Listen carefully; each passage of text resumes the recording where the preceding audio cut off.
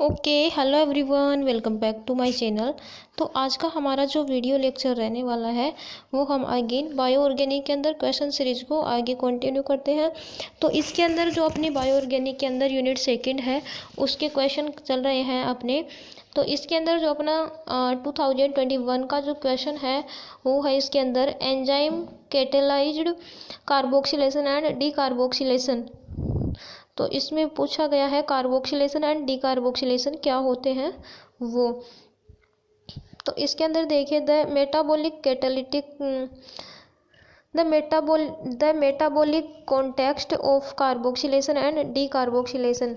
जो उपापचय की जो संदर्भ है, उपापचय के संदर्भ के अंदर अपना जो कार्बोक्सिलेशन एंड डीकार्बोक्सिलेशन प्रोसेस होती हैं वो कैसे होती हैं। तो देखिए some of the most important carbon carbon bond forming and bond breaking process in the biological chemistry. तो इसके अंदर देखिए जैविक रसायन विज्ञान में कुछ सबसे महत्वपूर्ण कार्बन कार्बन बॉन्ड फॉर्मिंग और बॉन्ड ब्रेकिंग प्रोसेस होती है।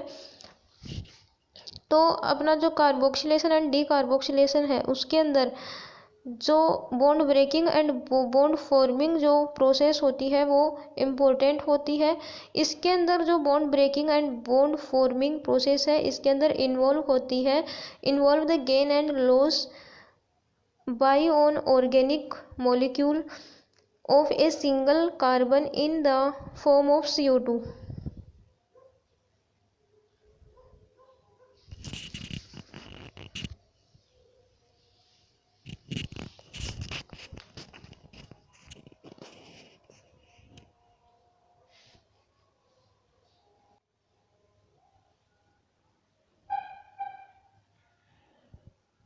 अब देखिए इसके अंदर जो अपना CO2 मोलिक्यूल है, ऑर्गेनिक मोलिक्यूल जो CO2 है उसके अंदर सिंगल कार्बन के रूप में जो लॉस या हानि होती है, लॉस या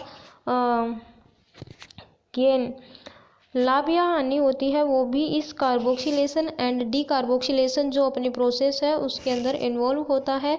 तो अब देखिए वो किस प्रकार से इन्वॉल्व होता है उसको अपन लोग रिएक्शन के थ्रू समझते हैं। तो देखिए 6 CO2 के मॉलिक्यूल लिए, 6 H2O के मॉलिक्यूल लिए और एनर्जी इसको देंगे तो अपना बनेगा ग्लूकोज का मॉलिक्यूल और 6 ऑक्सीजन के मॉलिक्यूल यहाँ से रिमूव होंगे। नेक्स्ट देखिए इसके अंदर this of course represent the photosynthetic process. अब ये जो है ये जो रिएक्शन है ये फोटोसिंथेटिक प्रोसेस को इसके अंदर प्रकाश संश्लेषण हो रहा है इस प्रक्रिया का ये प्रतिनिधित्व करती है ये वाली reaction. By which plant form energy, जिसके द्वारा इस रिएक्शन के द्वारा प्लांट क्या करते हैं एनर्जी का फॉर्मेशन करते हैं किसके द्वारा सनलाइट के द्वारा टू बिल्ड ग्लूकोज और ग्लूकोज की फॉर्मेशन करते हैं from individual carbon dioxide molecule. जो इंडिविजुअल अपना कार्बन डाइऑक्साइड CO2 मॉलिक्यूल होता है उसके द्वारा प्लांट जो है सनलाइट के थ्रू बनाते हैं एनर्जी बनाते हैं plant. The reverse chemical equation, अब इसकी जो रिवर्स केमिकल इक्वेशन है वो होगी इसके अंदर C6H12O6 और 6 CO2। अब ग्लूकोज का ऑक्सीडेटिव कार्बोक्सिलेशन करवाएंगे, ऑक्सीडेटिव ब्रेकडाउन करवाएंगे अपन लोग ग्लूकोज का। तो इसके अंदर 6 CO2 के मॉलिक्यूल बनेंगे, 6 H2O प्लस एनर्जी रिमूव होगी। तो नेक्स्ट इसके अंदर देखिए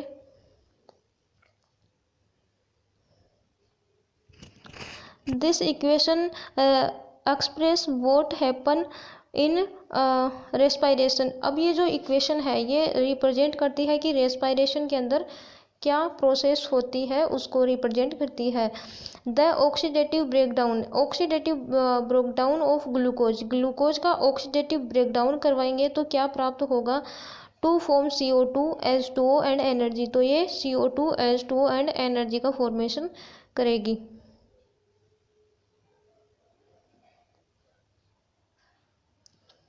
अब द कार्बोक्सिलेशन मैकेनिज्म, अब इसकी जो मैकेनिज्म है कार्बोक्सिलेशन की वो carboxylation reaction or aldol condensation. जो कार्बोक्सिलेशन अपनी रिएक्शन है वो सेम एल्डोल कंडेंसेशन के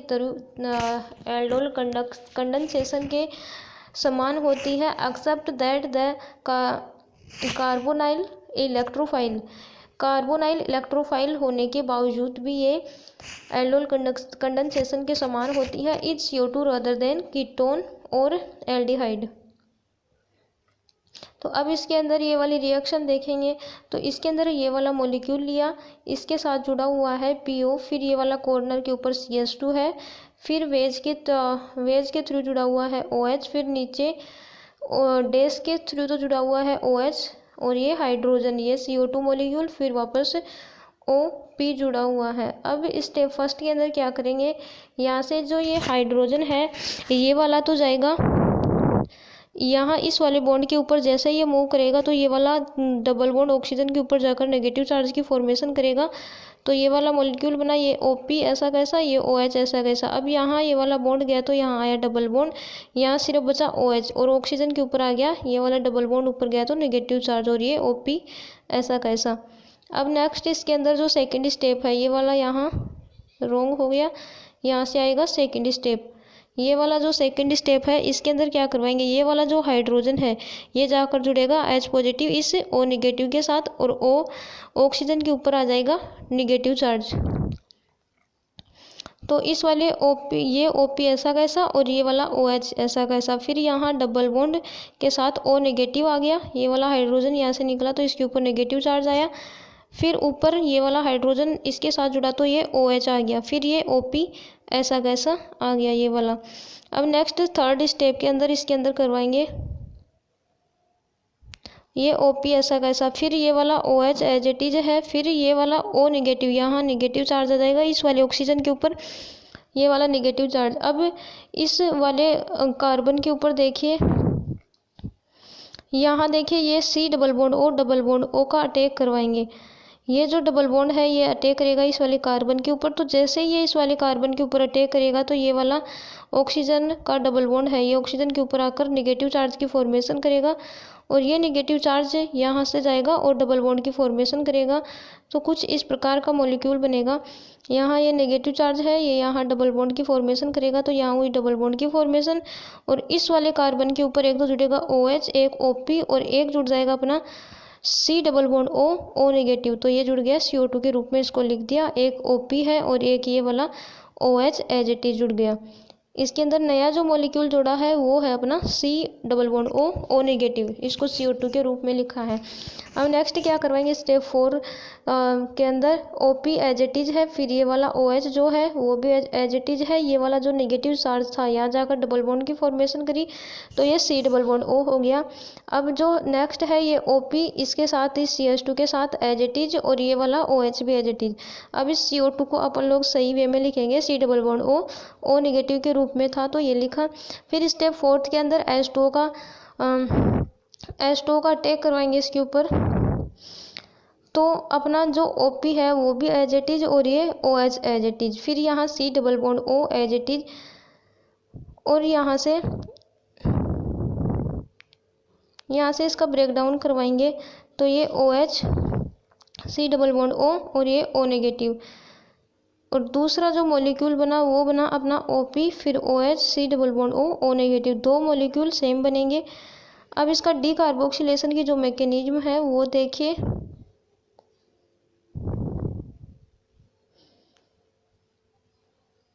अब इसके अंदर बीटा कार्बोनाइल ग्रुप लेंगे। बीटा कार्बोनाइल ग्रुप ये वाला लेंगे, R C double bond O CH2 C double bond O negative. अब इसके अंदर सिर्फ बॉन्ड का अपन लोग रोटेशन करवा रहे हैं तो ये वाला जो नेगेटिव चार्ज है ऑक्सीजन के ऊपर ये जाएगा यहाँ, नेगेटिव डबल बॉन्ड की फॉर्मेशन करेगा और ये वाला बॉन्ड है ये यहाँ से टूटेगा और यहाँ डबल बॉन्ड की फॉर्मेशन करेगा और ये ऑक्सीजन का डबल बॉन्ड है ये ऊपर जाकर नेगेटिव चार्ज की फॉर्मेशन करेगा। तो यहाँ से ये वाला बॉन्ड टूट चुका है तो ये वाला मॉलिक्यूल अपना C डबल बॉन्ड O के रूप में टूटा और ये वाला जो है इधर वाला इतना था, R C double bond O CH2 के रूप में, CH2 नेगेटिव के रूप में टूट जाएगा। CH2 डबल बॉन्ड CH2 हो गया क्योंकि ये वाला बॉन्ड इधर टूटा और यहाँ डबल बॉन्ड की फॉर्मेशन की तो O नेगेटिव हुआ और CH2। अब CH2 के ऊपर H2 का अटैक करवाएंगे तो ये वाला जो हाइड्रोजन है ये वाला यहाँ अटैक करेगा इस CH2 के ऊपर, तो CH3 की फॉर्मेशन करेगा। और ये जो ऑक्सीजन का नेगेटिव चार्ज है ये यहाँ वापस नीचे आएगा तो डबल बॉन्ड की फॉर्मेशन करेगा, तो RC डबल बॉन्ड O, और ये यहाँ आ जाएगा CH3, क्योंकि ये वाला एक हाइड्रोजन इसके साथ बॉन्ड की बनाया तो यहाँ आ जाएगा CH3। अब नेक्स्ट है इसके अंदर, नेक्स्ट वाला लिया ROH CH2 C double bond O negative, ये वाला ही लिया है। अब इसके अंदर वापस से बॉन्ड का रोटेशन करवाएंगे तो यह नेगेटिव चार्ज यहाँ जाएगा, डबल बॉन्ड की फॉर्मेशन करेगा, और ये वाला बॉन्ड यहाँ से टूटेगा और यहाँ डबल बॉन्ड की फॉर्मेशन करेगा। तो सेम वही वाला मॉलिक्यूल बनेगा ROH, और यहाँ डबल बॉन्ड की जगह यहाँ क्या लगा है नेगेटिव चार्ज, तो CH2 नेगेटिव बना। और यहाँ ये जो इतना था मॉलिक्यूल है ये बना C डबल बॉन्ड O बना।